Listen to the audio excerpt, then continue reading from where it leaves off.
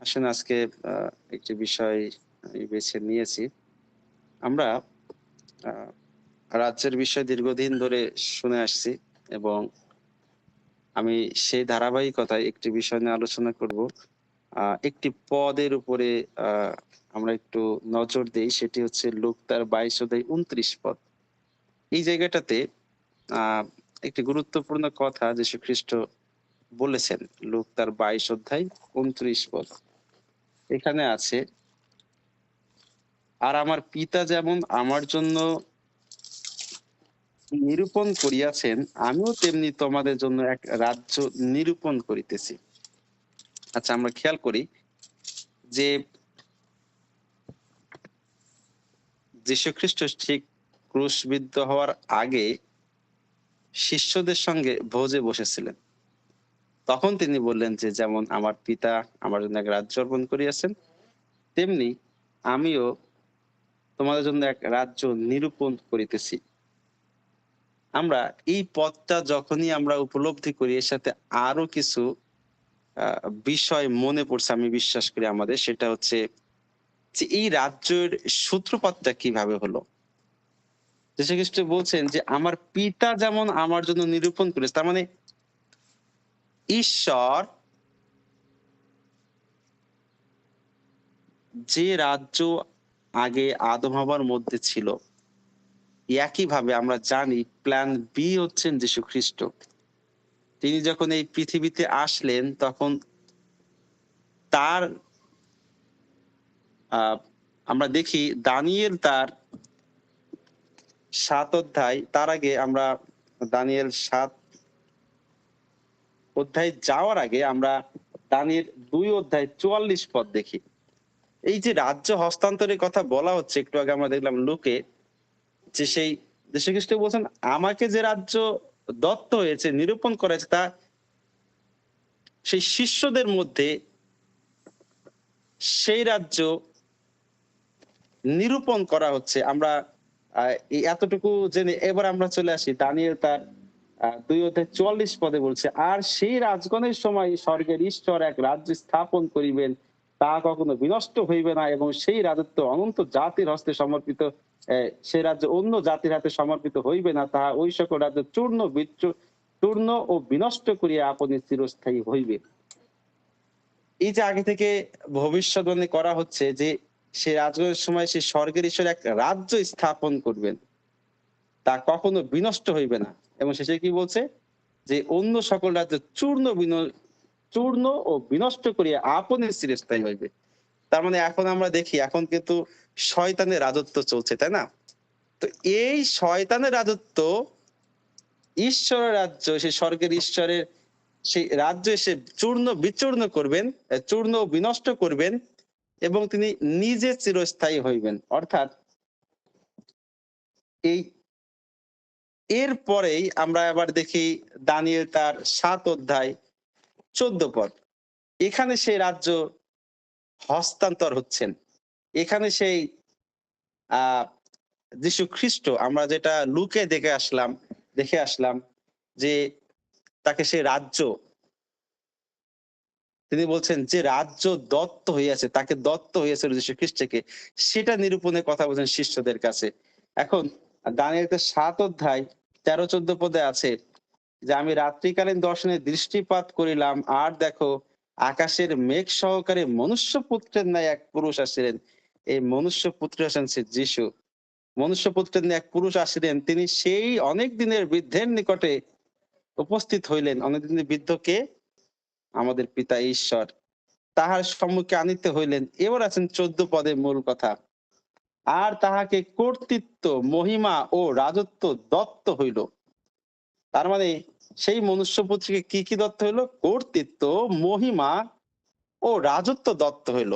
তার মানে যীশু খ্রিস্টকে, সেই মনুষ্যপুত্রকে সেই রাজত্ব, এর আগে আমরা যেটা দিলাম যে রাজ্য আসবে, সে রাজ্য চূর্ণ বিনষ্ট করবেন, তাই না? যে নিজে চিরস্থায়ী হইবেন। সেই রাজত্ব, কর্তৃত্ব, মহিমা সে মনুষ্যপুত্রকে পিতা ঈশ্বর দত্ত করলেন। সুতরাং এই যে সেই রাজত্ব, কর্তৃত্ব যীশু খ্রিস্টের মধ্যে ছিল, আমরা ধর্মের অনুসারীরা এভাবে মনে করে যীশু খ্রিস্টের মধ্যেই সমস্ত শক্তি কর্তৃত্ব আছে।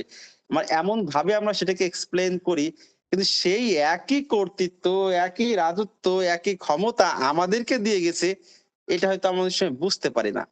আমরা দেখি আহ আমরা আবার সেই মূল ধারণায় ফিরে আসি যে এই যে রাজ্য হস্তান্তরের যে বিষয়টা যীশু খ্রিস্ট বলছেন, আমরা এখন দেখলাম দানিয়েল ৭ অধ্যায় ১৪ পদে যীশু খ্রিস্টকে সে মনুষ্যপুত্রকে দত্ত হয়েছিল সে রাজত্ব। এবার ২৭ পদে বলছে, আর রাজত্ব কর্তৃত্ব ও সমস্ত আকাশমণ্ডলী অধস্থিত রাজ্যের মহিমা পরাৎপরের পবিত্র প্রজাদিগকে দত্ত হইবে। তার রাজ্য অনন্তকালীন রাজ্য। আচ্ছা, তো কি বলছে? এই যে রাজত্ব কর্তৃত্ব, এই যেগুলো যীশু মনুষ্য পুত্রকে দত্ত হইলো, বলছে এইগুলি এইগুলি আর এই রাজত্ব কর্তৃত্ব, এই সমস্ত কিছুর মহিমা, এই যে মহিমা কথাটা লেখা আছে, সমস্ত আকাশমণ্ডল অবস্থিত রাজ্যের মহিমা পরাৎপরের পবিত্র প্রজাদিগকে দত্ত হইবে। তার মানে যীশু খ্রিস্ট যীশু মৃত্যুবরণ করেছেন আর সে রাজত্ব নিয়ে চলে এসেছেন, বিষয়টা এমন না। তার মানে সহজ ভাবে এখন আমরা বোঝার চেষ্টা করি, যীশু খ্রিস্টকে সেই রাজত্ব, মহিমা, কর্তৃত্ব দত্ত হয়েছে, ঈশ্বর কর্তৃক দত্ত হয়েছে, দেওয়া হয়েছে। এবার যীশু খ্রিস্ট তার আগে এই যে ভবিষ্যৎবাণী বলাই রয়েছে দানিয়েল ৭:২৭ পদে, যে এই যে রাজত্ব কর্তৃত্ব মহিমা দত্ত হইলো, এই রাজত্ব কর্তৃত্ব মহিমায় পবিত্র যারা প্রজা, এখানে কিন্তু আগে লেখা আছে পবিত্র প্রজা, বা যারা পবিত্র ঈশ্বর রাজ্যের নাগরিক, তাদেরকে দত্ত হয়েছে। দত্ত হইবে, সরি হয়েছে না, হইবে। তো এখন এটা কিন্তু ভবিষ্যৎবাণী। যীশু খ্রিস্ট তিনি বলছেন যে আমি কোনো কিছু এটা কয় পদে আছে? ১৭ পদে, যে মথি ৫:১৭ পদে বলছে, মনে করিও না যে আমি ব্যবস্থা কি ভাববাদী গ্রন্থ লোপ করিতে আসিয়াছি, আমি তাহা লোপ করিতে আসি নাই, কিন্তু পূর্ণ করিতে আসিয়াছি। এই যে পূর্ণ করিতে আসিয়াছেন, ভাববাদী গ্রন্থ তিনি লোপ করিতে আসেন না, কিন্তু পূর্ণ করিতে আসিয়াছেন। এই সেই পূর্ণের একটি বিষয় হচ্ছে রাজ্য নিরূপণ করিতেছে তাদের সেই শিষ্যদের প্রতি, তাই না? তার মানে ওই যে ভাববাদী গ্রন্থে আছে, দানিয়েল পুস্তকে আছে যে ওই রাজত্ব কর্তৃত্ব মহিমা পবিত্র প্রজাদিগকে দত্ত হইবে। ওই সময় পবিত্র প্রজা কারা ছিল? পবিত্র বা ঈশ্বরের যারা সেটা শিষ্য, তাই না? তারাই ছিল ওই সময় সে লিডার। আচ্ছা, ওই সময় কোনো ধর্মীয় লোক, ধর্মীয় নেতার কাছে তো এই রাজ্য নিরূপণের বিষয়ে বলেননি। কারণ এখানে বলছে পবিত্র প্রজাদিগকে দত্ত হইবে। আর ওই সময় যীশু খ্রিস্ট বলছেন যে ওই শিষ্যদেরকে বলছেন, আমার পিতা যেমন আমার জন্য সে রাজ্য নিরূপণ করিয়াছেন, তেমনি আমিও তোমাদের জন্য এক রাজ্য নিরূপণ করিতেছি। সুতরাং সেই ওই যে ভবিষ্যৎবাণী ছিল, সেটা এখানে পূর্ণতা পেল। কখন পেল? যীশু খ্রিস্টের ক্রুশে যাওয়ার আগে, আগ মুহূর্তে। আচ্ছা, এবার আমরা ফিরে আসি। এই যে যে বিষয়টা বললাম, এই যে রাজ্য নিরূপণ করা বা হস্তান্তর করা, এটি কিন্তু কোনো ধর্মীয় আশীর্বাদ নয় যে যীশু খ্রিস্ট তার শিষ্যদেরকে আশীর্বাদ করে গেলেন। আমরা ধর্মীয় দৃষ্টিকোণ থেকে এরকমটা ভাবি, কিন্তু বিষয়টা কিন্তু এরকম নয়। বরং এটি রাজ্য প্রশাসনিক ক্ষমতা হস্তান্তর করা, রাজ্যের প্রশাসনিক ক্ষমতা হস্তান্তর করা। ঈশ্বরের রাজ্যের যে প্রশাসনিক ক্ষমতা, যীশু খ্রিস্টের মধ্যে যে কর্তৃত্ব পাওয়ার ছিল, আবারও বলছি, যীশু খ্রিস্টের মধ্যে যে কর্তৃত্ব পাওয়ার ছিল, তার মধ্যে যে রাজত্ব ছিল, সেই ক্ষমতা ছিল, সেটাকে হস্তান্তর করা। এই জন্য তিনি বলছেন যে সত্য সত্য আমি তোমাদিগকে বলিতেছি, আমি যে সকল কার্য করিতেছি এর চেয়ে অধিক কার্য তোমরা করিবে, এর চেয়ে বেশি তোমরা করবে, কারণ সেই ক্ষমতা আমাদেরকে দেওয়া হয়েছে। আমেন। আমরা বারবার আমরা এই বিষয়গুলোই ফোকাস করি যে দেখেন, এই রাজ্য এসে গেছে, যীশু খ্রিস্ট বলছেন রাজ্য এসে গেছে। সেই রাজ্যটা কোথায় এসে গেছে? আমাদের হৃদয়ে। আমরা প্রস্তুত করি হৃদয়, তিনি আগেই বলছেন যে মন ফেরাও। আমরা মনে করি ঈশ্বর আশীর্বাদ করবেন, আশীর্বাদ করবেন, আশীর্বাদ করবেন, কিন্তু ঈশ্বর বলছেন আমি তোমাদেরকে ক্ষমতা দিচ্ছি, কর্তৃত্ব পাওয়ার দিচ্ছি, তোমরা সেটা গ্রহণ করো এবং সেই কর্তৃত্ব পাওয়ারে নিজেই তুমি স্বয়ং সম্পূর্ণ হও। মানে আমরা নিজেই সেই ক্ষমতার অধিকারী হইতে পারি, কিন্তু ধর্ম আমাদেরকে শেখায় ভিক্ষা করতে। আমি সরাসরি বললাম, ধর্ম চাই যে আমরা বারবার চাই চাই চাই ঈশ্বরের কাছে, মানে ক্রন্দন করি, চাই, কিন্তু ঈশ্বর বলেন যে তুমি ক্ষমতা বলে আমার কাছে চাও, তোমার কর্তৃত্ব ক্ষমতা অনুসারে তুমি চাও। যীশু খ্রিস্ট সেই শিষ্যদেরকে আশীর্বাদ করেননি, সেই ক্ষমতা দিয়েছেন, কর্তৃত্ব পাওয়ার সেই রাজ্য দিয়েছেন, যেটা তিনি নিজের মধ্যে, তাই না? আমরা জানি যীশু খ্রিস্টের মধ্যে কি ছিল? বাক্য ঈশ্বর এবং পবিত্র আত্মা ঈশ্বর ছিল। তিনি তিনিও বলেছেন যেন আমরা সেই একই ক্ষমতার অধিকারী হইতে পারি। যখনই আমরা কেউ বলি যে আমরা যীশু খ্রিস্টের চেয়ে অধিক কার্য করিতে পারি, আমার মনে হয় ধর্মের লোক এটাকে সহজে নিতে পারে না। এটা সম্ভব? যীশু খ্রিস্ট তো আমাদের সেই মহান ব্যক্তি, কি করে আমরা তার সমতুল্য হইতে পারি? কিন্তু যীশু নিজে বলছেন, এই যে বলছেন যে রাজত্ব, কর্তৃত্ব, মহিমা, যে পাওয়ার তার মধ্যে ছিল, যেটা ঈশ্বর কর্তৃক প্রদত্ত, এবং 27 পদে দেখেছিলাম যার রাজত্ব, কর্তৃত্ব, মহিমা পবিত্র প্রজাতিকে দত্ত হইবে। এই বাক্যটার অর্থ কি? এটা কি কোন ধর্মের লোক ব্যাখ্যা দিতে পারবে? এই যে বলছে যে পবিত্র প্রজাতিকে দত্ত হইবে, আবার যীশু খ্রিস্ট বলছেন যে সেই রাজ্য তোমাদের উপর, সেই রাজ্য হস্তান্তরের বিষয়ে আমরা যে 29 পদে দেখলাম না, যে সে শিশুদেরকে বলছে সে রাজ্য নিরূপণ করিয়াছেন। শুধু এটা না, আরো পদ আছে এটার। আমি দেখি ওই পদটা, একটা খুব গুরুত্বপূর্ণ পদ এখানে আছে। আমি হ্যাঁ, লুক তার 12 অধ্যায় 32 পদ আমরা খুলি। লুক 12 অধ্যায় 32 পদ। এখানে বলছে, হে ক্ষুদ্র মেষপাল, ভয় করিও না, কেননা তোমাদিগকে সেই রাজ্য দিতে তোমাদের পিতার হিত সংকল্প রহিয়াছে। এই বাক্যটার অর্থ কি? কখনো কি আমরা বোঝার চেষ্টা করেছি, বা জানি না যে অন্যান্য ওরা কিভাবে বিষয়টাকে উপলব্ধি করে? বলছে, হে ক্ষুদ্র মেষপাল, ভয় করিও না, কেননা তোমাদিগকে সেই রাজ্য দিতে তোমাদের পিতার হিত সংকল্প রহিয়াছে। এই যে আমাদের পিতার হিত সংকল্প রহিয়াছে, সেটা তো আমরা দানিয়েল পুস্তকে পেয়েছি। আদিতেই, আদি পুস্তক 1 অধ্যায়ে আছে, তাই না? ঈশ্বর আমাদেরকে, মনুষ্যকে সৃষ্টি করলেন তার সাদৃশ্য প্রতিমূর্তি দিয়ে, এবং তারা সেই সমুদ্রে মৎস্যদের উপরে এবং পৃথিবীর সরীসৃপ সহ পৃথিবীর সমস্ত কিছুর উপরে কর্তৃত্ব করুক। এটা তো আদি থেকেই ঈশ্বরের পরিকল্পনা ছিল। এখন আদম হবার অবাধ্যতার কারণে সেই কর্তৃত্ব পাওয়ার থেকে তারা বিচ্ছিন্ন হয়ে গেছিল। যীশু খ্রিস্ট এসেছেন আশীর্বাদ করার জন্য নয়, তিনি এসেছেন না আবারও পুনরায় আমরা সেই কর্তৃত্বের অধিকারী হই। তাই তিনি বলছেন, আমার পিতা আমাকে যে রাজত্ব দিয়েছে, ক্ষমতা দিয়েছে, কর্তৃত্ব দিয়েছে, মহিমা দিয়েছে, সেগুলো আমি তোমাদের কাছে অর্পণ করি, হস্তান্তর করি। যেমনটা যোহন বাপ্তায়জকের কাছ থেকে সেই ক্ষমতা, সেই কর্তৃত্ব হস্তান্তর করা হয়েছিল যীশু খ্রিস্টের মধ্যে। সুতরাং যীশু খ্রিস্ট আসার পূর্বে কিন্তু যোহন বাপ্তায়জক পুরোপুরি ভাবে সেই পথ প্রস্তুত করছিলেন, ঈশ্বর রাজ্য প্রচার করছেন। যখন যীশু খ্রিস্ট এসেছেন, তখন কিন্তু সেই অথরিটি ট্রান্সফার করা হয়েছে যীশু খ্রিস্টের সেই যোহন বাপ্তায়জকের মধ্য থেকে। একইভাবে যীশু খ্রিস্ট যখন মৃত্যুবরণ করছে তার আগ মুহূর্তে, যীশু যখন মৃত্যুবরণ করছে তার আগ মুহূর্তে তার শিষ্যদের কাছে সেটা অর্পণ করে দিয়ে গেছেন। এখন একইভাবে আমরা যারা আছি, আমাদেরও সেই একই সুযোগ রয়ে গেছে। এই জন্য যীশু খ্রিস্ট বলছেন, তোমাদের জন্য এক সহায়ের কথা বলা হয়েছে, তাই না? এই সহায়টাকে, এই সহায় হচ্ছে সে পবিত্র আত্মা, আমাদেরকে সে গাইড দেওয়ার জন্য এখনো আছেন। সুতরাং আমরা খেয়াল করি, এই যে বলছে, হে ক্ষুদ্র মেষপাল, ভয় করে না, কেননা তোমাদেরকে সে রাজ্য দিতে তোমাদের পিতার হিত সংকল্প রয়েছে, সেই পিতার পরিকল্পনা রয়েছে আদি থেকে।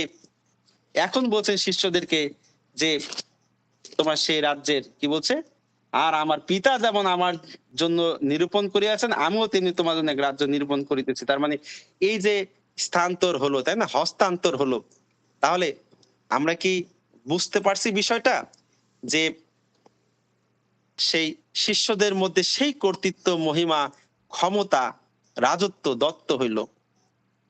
যীশু খ্রিস্ট প্রশাসক হিসাবে তার কর্তৃত্ব আমাদের হাতে তুলে দেন, যেন আমরা পৃথিবীতে স্বর্গের সেই কার্য সম্পন্ন করতে পারি। ঈশ্বরের ইচ্ছা, সেই ইচ্ছা অনুযায়ী যদি আমরা ব্যবহৃত হইতে পারি। আমরা খেয়াল করি, ঈশ্বর চান যেন আমরা প্রত্যেকেই তার রাজ্যের নাগরিক হই এবং তার রাজ্যের প্রতিনিধিত্ব করি। আর এই প্রতিনিধিত্ব করি সম্পূর্ণ সেই কর্তৃত্ব পাওয়ারের সহিত। যেন সম্পূর্ণ সেই রাজত্ব, রাজ্যের নীতি আমাদের ভিতরে থাকে। পুরো সেই এক কথায় রাজত্ব, কর্তৃত্ব, মহিমায় সম্পূর্ণটা আমাদের পরিপূর্ণতা থাকে। আমরা খেয়াল করি, আমি আবারও সেই আগের জায়গায় ফিরে যাই। তাহলে আমরা দেখি যীশুখ্রিস্ট এই পৃথিবীতে এসেছেন কোন ধর্ম শুরু করার জন্য নয়, বা কোন ধর্মের ধর্ম প্রচার করার জন্য নয়, কারণ আমরা কোন ধর্মের বিষয়ে প্রচার করে দেখি না শাস্ত্রে। তিনি এসেছেন সেই রাজ্য, যে রাজ্য থেকে আমরা বিচ্ছিন্ন হয়েছি সেটা পুনঃস্থাপন করার জন্য। আর এই জন্য তিনি বলছেন, আর এই জন্য যিশু আমাদের সেই রাজ্যের প্রতিনিধি করেছেন, যেন আমরা পৃথিবীতে স্বর্গের প্রশাসক বা স্বর্গের প্রতিনিধি হিসাবে কাজ করতে পারি। এই জন্য শিষ্যদেরকে তিনি মনোনীত করেছেন, শিষ্যদেরকে বলেছেন তোমরা গ্রামে গ্রামে যাও, তাদেরকে এই কথা বলো যে স্বর্গরাজ্যের সন্নিকট হইল। একই বার্তা শিষ্যদেরকে দেওয়ার কথা দিতে তিনি বলেছেন। আমরা খেয়াল করি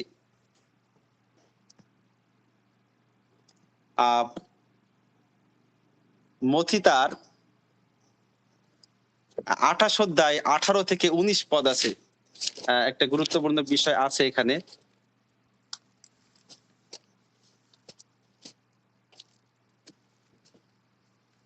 মথি 28 অধ্যায় 18 থেকে 19। 18 পদে বলছে, তখন যিশু নিকটে আসিয়া তাহাদের সহিত কথা কহিলেন, বলিলেন, স্বর্গীয় পৃথিবীতে সমস্ত কর্তৃত্ব আমাকে দত্ত হইয়াছে। আচ্ছা, এই যে যীশুখ্রিস্ট নিজে বলছেন স্বর্গ পৃথিবীর সমস্ত কর্তৃত্ব আমাকে দত্ত হইয়াছে, এটা তো সেই দানিয়েল পুস্তকে স্পষ্ট হয়ে বলছে, তাই না? যে সমস্ত রাজত্ব, কর্তৃত্ব, মহিমা তাকে দত্ত হইলো, তাই না? এই দত্ত হইয়াছে যীশু খ্রিস্টের মধ্যে, তাই বলছে এই সমস্ত কিছু আমার উপরে দত্ত হইয়াছে। আর এইটাই তো শিষ্যদের মধ্যে হস্তান্তর করা হলো, না নিরূপিত করা হলো। তারপরে বলছে, অতএব তোমরা গিয়া সমুদ্র জাতিকে শিষ্য করো, পিতা পুত্র পবিত্র আত্মার নামে তাদেরকে বাপ্তাজিত করো। এখন এই পদটা খ্রিস্টানরা অনেকে ব্যবহার করে থাকে, বিশেষ করে এটার উপরে ভিত্তি করে বাপ্তাজিত করার জন্য। আমি খেয়াল করে দেখেছি সব জায়গায় এই যে এটাকে ফোকাস করে। এর আগে পরে যে কি বলছে, এর আগে যে রাজ্যের কথা বলছে, যে ক্ষমতার কথা বলছে, কর্তৃত্ব পাওয়ারের কথা বলছেন, এগুলোর চেয়ে এই পদটাকে বেশি ফোকাস করছে এবং অহরহ বাপ্তিস্ম দিচ্ছে। কিন্তু দেখা যাচ্ছে যে মন্ডলী থাকছে না শেষ পর্যন্ত। হয়তো প্রথমত মন্ডলী চলছে, পরে সেই মন্ডলী ভেঙে যাচ্ছে। কিন্তু শাস্ত্র বলে যে রাজত্ব একবার প্রতিষ্ঠিত হবে সেটা কখনো বিনষ্ট হবে না, সেটা অনন্তকালীন রাজ্য। কিন্তু যেটা ধর্মের মাধ্যমে যে রাজ্য সৃষ্টি হচ্ছে, আমি জাগতিক ভাবে বলছি, সেটা তো ক্ষণস্থায়ী, সে বালুময় মতো। এখন মন্ডলী তৈরি হচ্ছে, কয়েক বছর পরে সেটা বিক্রি হয়ে যাচ্ছে মুসলিমদের, পরজাতিদের হাতে, তাই না? কিন্তু আসলে প্রকৃত পক্ষে যীশু খ্রিস্ট কোনো জাগতিক এই মন্ডলী বিষয় তিনি প্রচার করেননি। তিনি বারবার প্রচার করেছেন রাজ্যের বিষয়। এক কথায় এই আমাদের দেহ আছে পবিত্র আত্মার মন্দির, মানে আমাদের দেহ মন্দির, বা আমাদের হৃদয়কে বেশি ফোকাস করেছেন, মনকে বেশি ফোকাস করেছেন। কারণ আমরা খেয়াল করি এখন আমাদের মনের মধ্যে যেটা আছে সেটা হচ্ছে শয়তানের রাজত্ব। এই রাজত্বকে ভেঙে চূর্ণ বিচূর্ণ করার জন্য সেই ঈশ্বরের রাজ্য যখন আমাদের ভিতরে স্থান পায়, তখন সেই রাজ্যটা চূর্ণ বিচূর্ণ হয়ে যায়। যেমনটা ওই যে দানিয়েল পুস্তক 1-2 অধ্যায় আছে, তাই না? সেই আহ ইয়ের বিষয়, সেই মূর্তিটার বিষয়ে আমি ওইদিকে আর যাচ্ছি না। আমরা আবার দেখি যে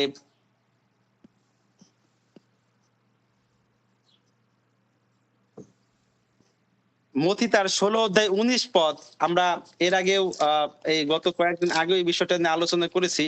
মথি তার 16 অধ্যায় 19 পদে আছে যে, আমি তোমাদিগকে স্বর্গরাজ্যের চাবিগুলি দিব, আর তুমি পৃথিবীতে যা কিছু বদ্ধ করিবে তা স্বর্গে বদ্ধ হইবে, এবং পৃথিবীতে যা কিছু মুক্ত করিবে তা স্বর্গে মুক্ত হইবে।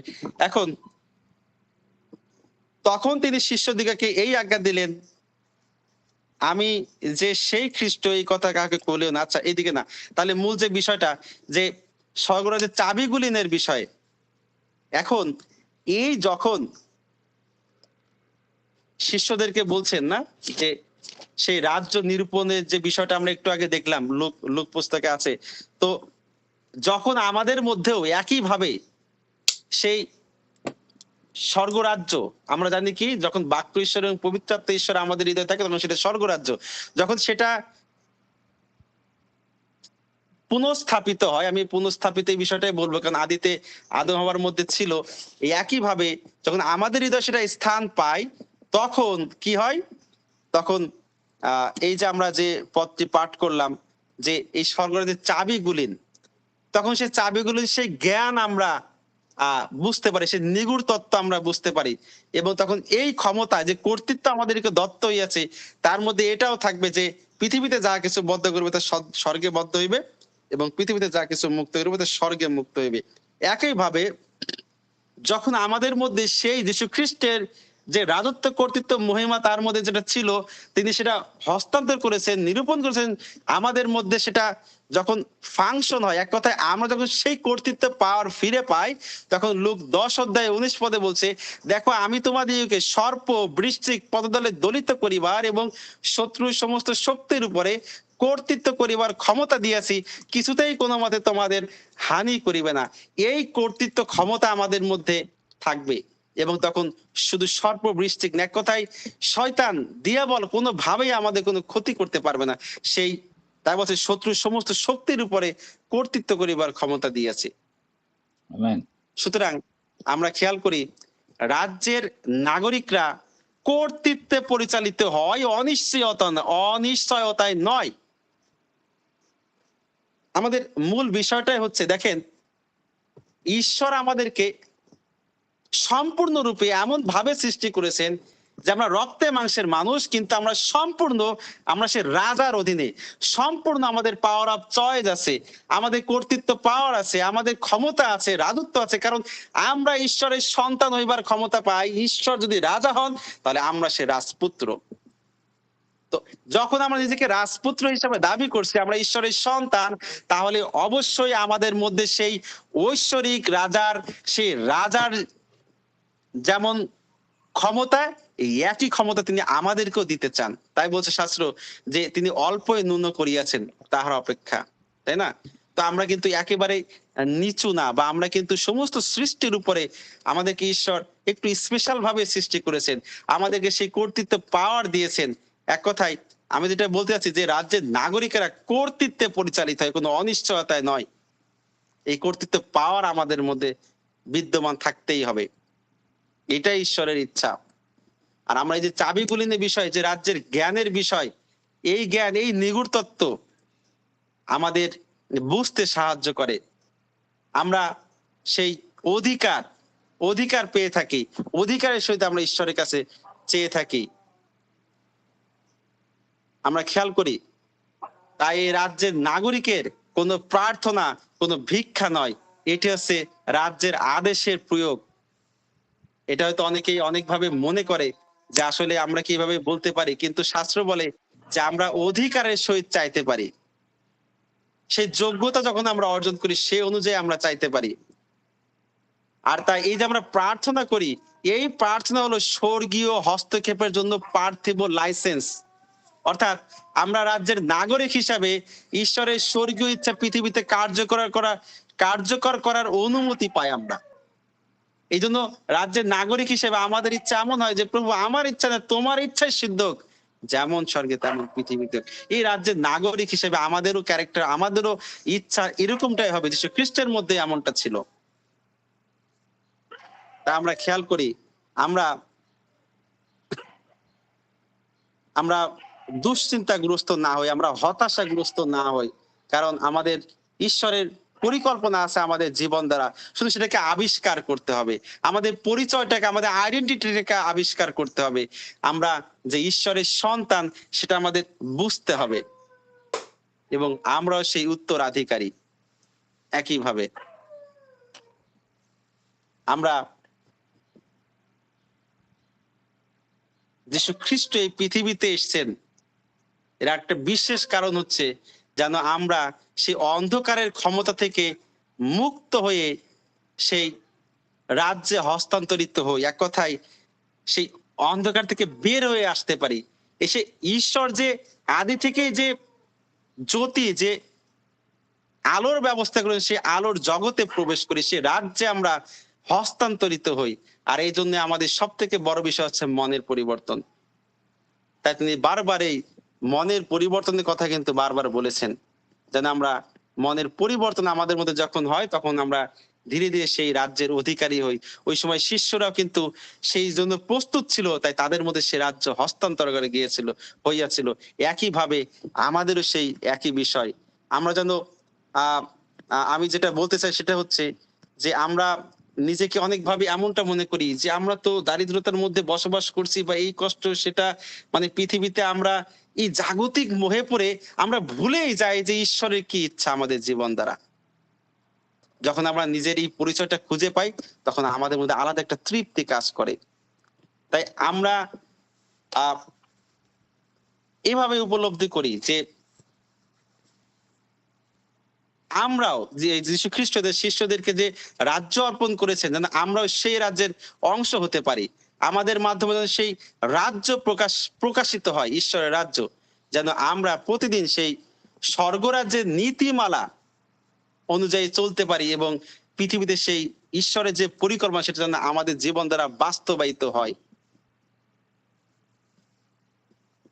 আমরা খেয়াল করি যে আমরা এখন নিজেকে প্রশ্ন করি যে আমরা কি রাজ্যের নাগরিক হিসাবে বাঁচছি, সেই কর্তৃত্ব অধিকারের সহিত বাঁচছি, নাকি শুধু ধর্মীয় পরিচয়ে বাঁচছি। আমি আবার রিপিট করি, আমরা কি শুধু ধর্মীয় পরিচয় বহন করে বাঁচছি যে আমি একজন খ্রিস্টান বাস এতটুকুই, নাকি আমরা ঈশ্বরের রাজ্যের নাগরিক হয়ে এবং অথবা ঈশ্বরের সন্তান হয়ে সেই কর্তৃত্ব পাওয়ার, এক কথায় সে রাজত্ব ক্ষমতা ও কর্তৃত্বের সহিত আমরা জীবনযাপন করছি, নাকি শুধু ধর্মীয় পরিচয়? আমরা কি প্রতিদিন আমাদের উপর সেই অর্পিত রাজকীয় দায়িত্ব সম্পর্কে জানতে পারছি এবং সেই দায়িত্ব অনুযায়ী চলছি, নাকি শুধু মন্ডলীর দায়িত্বের মধ্যে সীমাবদ্ধ আছি? আমাদের জীবনের মাধ্যমে কি অন্যরা স্বর্গরাজ্যের বিষয়ে জানতে পারছে? কারণ এটা তো আমাদের উপর অর্পিত দায়িত্ব। তোমরা সমুদয় জগতে যাও, সমস্ত সৃষ্টির নিকটে রাজ্যের এই সুসমাচার প্রচার করো, এটা তো দায়িত্ব আমাদের উপরে। সুতরাং আমরা খেয়াল করি যে আমরা মানুষের উপরে কর্তৃত্ব করার জন্য জন্মগ্রহণ করি নাই। এই কর্তৃত্ব পাওয়ার কিন্তু মানুষের উপরে না, বরং আমাদের ভিতরে ঈশ্বরের রাজ্যের মাধ্যমে যে পরিস্থিতির উপরে কর্তৃত্ব। এক কথা, পরিস্থিতি বলতে কি, শয়তানের রাজত্বের উপরে কর্তৃত্ব আমাদের। কিরকম? সাপোজ কেউ ভূতগ্রস্ত আছে, মন্দ আত্মা দ্বারা আহ মন্দ আত্মায় কোনো ব্যক্তি আছে, ওই সময় আমরা সেই বাক্য দ্বারা যে আক্রান্ত, মন্দ আত্মা দ্বারা আক্রান্ত, ওই সময় আমরা দেখি না যীশু খ্রিস্ট ওই সময় কিন্তু কি বলছে, যদি আমি ঈশ্বরের আত্মা দ্বারা সে মন্দ আত্মা ছাড়া তাহলে তো ঈশ্বর রাজ্য আসিয়া পড়েছে, তাই না? এটা মতি তার 12 অধ্যায় 28 পদে আছে। তার মানে এই যে ক্ষমতাটা, এই যে কর্তৃত্ব পাওয়াটা, এটা শয়তানের বিরুদ্ধে। একইভাবে আমরা কেউ অসুস্থ, সুস্থ হইতে চাই, মানে এই যে আমরা প্রার্থনা করি, এটাও সেই কর্তৃত্ব পাওয়ার। এক কথায় শুধু এটা না, আমরা দেখি যে সর্প বৃষ্টিক পদদলে দলিত করিবার ক্ষমতা, শত্রুর সমস্ত শক্তির উপরে কর্তৃত্ব করার ক্ষমতা, এগুলো ঈশ্বর কর্তৃক প্রদত্ত এবং আমরা এগুলো পেয়ে থাকি। তাই আসুন আমরা, আমি আর দীর্ঘায়িত করব না এই বিষয়টা, জাস্ট এতটুকুই যে এই রাজ্যের বিষয়টা আমাদের তাহলে জানা কতটা জরুরি, কতটা প্রয়োজন। কারণ যখন আমরা এগুলো বুঝতে পারি তখন আমাদের ভিতরে সে রাজত্ব, কর্তৃত্ব, মহিমা, ওই যে বলছে পবিত্র প্রজাদিগকে দত্ত হইবে, তার আগে পবিত্র হইতে হবে, আর পবিত্র হওয়ার আগে কি করতে হবে? মনের পরিবর্তনের প্রয়োজন আছে। এই জন্য আমরা অনেক স্টেপ বাই স্টেপ আমরা মনের পরিবর্তন কিভাবে করতে হয়, পাপ ক্ষমার বিষয়ে, অনুশোচনা বিষয়ে, তারপর হচ্ছে আত্মাতে দিনহীন হওয়ার বিষয়ে, অনেকগুলো বিষয় আমরা আলোচনা করি।